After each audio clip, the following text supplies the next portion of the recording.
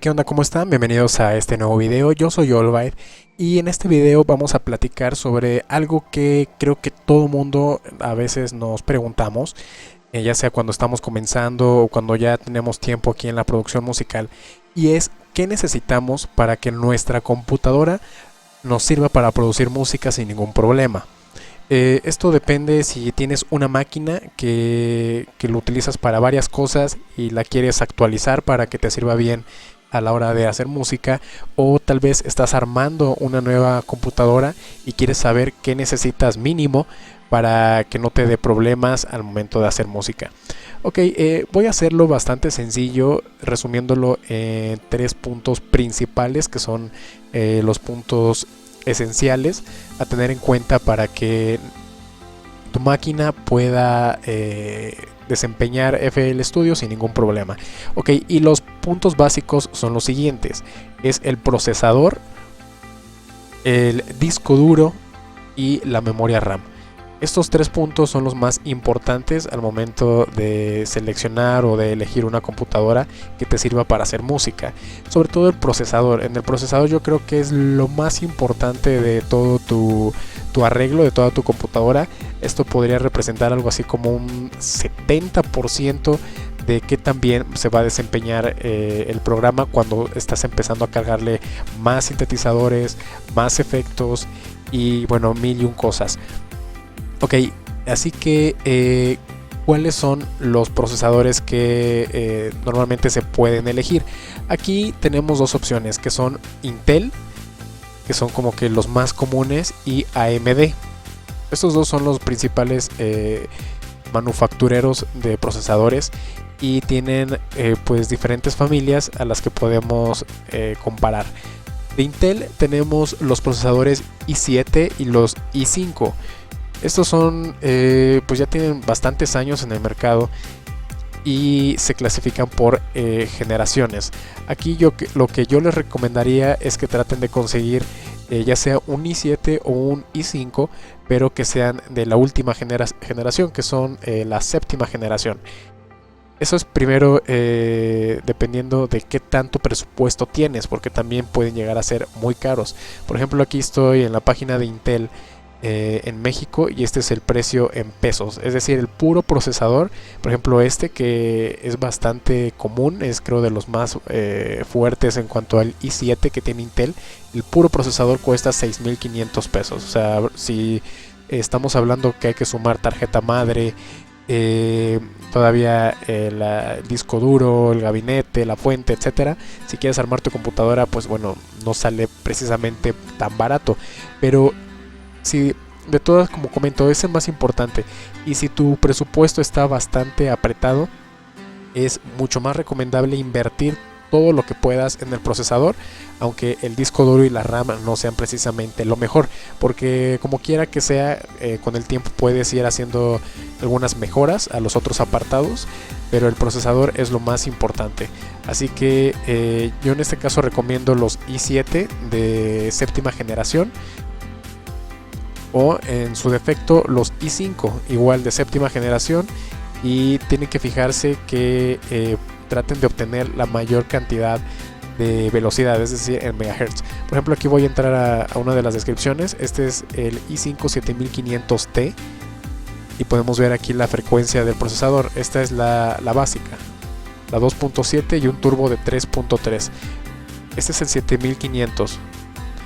Ahora, si 7500T, si entramos al 7500 sin la T al final, nos vamos a dar cuenta que tiene un valor diferente, 3.4 y 3.8. El otro tenía más velocidad, y esta velocidad es también como qué tan rápido va a procesar la información. En el lado de AMD tenemos también nuevos procesadores que yo en lo personal creo que son igual de buenos que los de Intel, y además con la ventaja de que esta nueva familia tiene más núcleos. ¿Qué significa esto? Al tener más núcleos, el trabajo se puede repartir y va a ser más eficiente, al menos para todos los programas que pueden explotar esto. Es decir, tal vez para un videojuego no va a funcionar tan bien porque están optimizados para usar 4 núcleos, pero estos que tienen 8 núcleos va a funcionar mucho mejor. Y aquí digamos que el Ryzen 5 es el equivalente del i5 y el Ryzen 7 es el equivalente del i7. Igual para cada uno de los 5 y 7 hay algunas versiones. En el caso del 7 tenemos el 1700, 1700X y 1800X, que básicamente lo único que va a variar es la velocidad del procesador. Muchas veces ya dentro del campo de los que les gusta mucho aquí la informática, saben que un procesador de estos le puedes subir la velocidad. Entonces puedes comprar por ejemplo un 1700 y que opere casi o igual que la velocidad del 1700X, pero mucho más barato. Si tienen el presupuesto, igual traten de invertir en uno de estos, que son los que tienen mejor desempeño, o si no, pues ya en uno de un Ryzen 5, igual tratando de que sean las velocidades más altas que puedan ustedes comprar. Así que bueno, esto es en cuanto al procesador.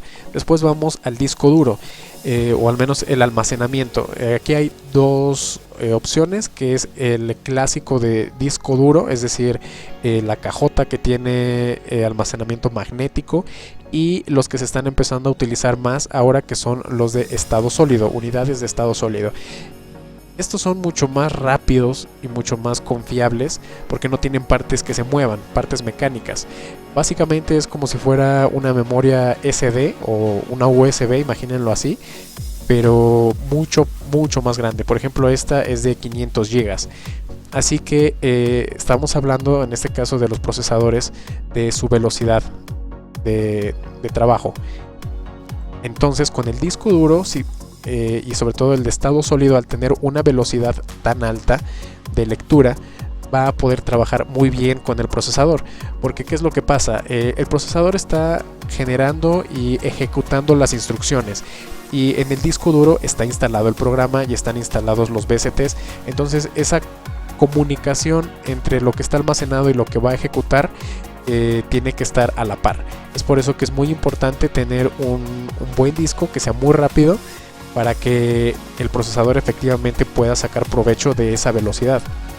Y por lo mismo pasamos al tercer punto, la memoria RAM. La memoria RAM, hay muchas opciones. En este caso la más nueva es el tipo DDR4. Esta es el último estándar que salió, y si se dan cuenta también tienen velocidades 2400 MHz, 2133 MHz. Hay algunos más rápidos, hay algunos por ejemplo de 3000 MHz. Por ejemplo, este es de 3000 MHz, y te das cuenta también en el precio que uno que es de mayor velocidad suele ser más caro.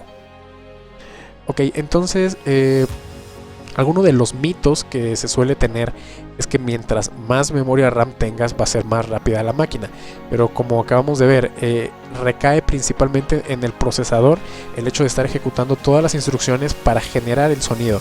La memoria RAM lo que te va a ayudar solamente es si tú utilizas programas que recaigan en archivos de audio que ya están procesados, es decir, en samples. Hay algunos casos específicos, como las librerías de orquestas o de pianos muy grandes, que tú cargas el VST y ves una interfaz normal, pero en el fondo hay cientos o a veces miles de samples que están cargados en ese momento. ¿Y dónde se cargan esos samples? En la memoria RAM. Entonces solamente en esos casos y para ese tipo de instrumentos es que te va a servir tener más memoria RAM. Aquí lo que yo les recomiendo es tener al menos mínimo 8 GB.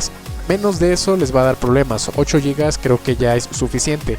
Más de 8 GB, como les digo, solamente que carguen mucho de ese tipo de sintetizadores, entre comillas, o más bien romplers, samplers, les va a servir tener más RAM. Pero yo creo que con 8 GB mínimo les puede funcionar. Y ya entrados en el tamaño de gigabytes, tratar de conseguir una buena velocidad para que igual se pueda conectar o comunicar a la misma velocidad con el disco duro y con el procesador.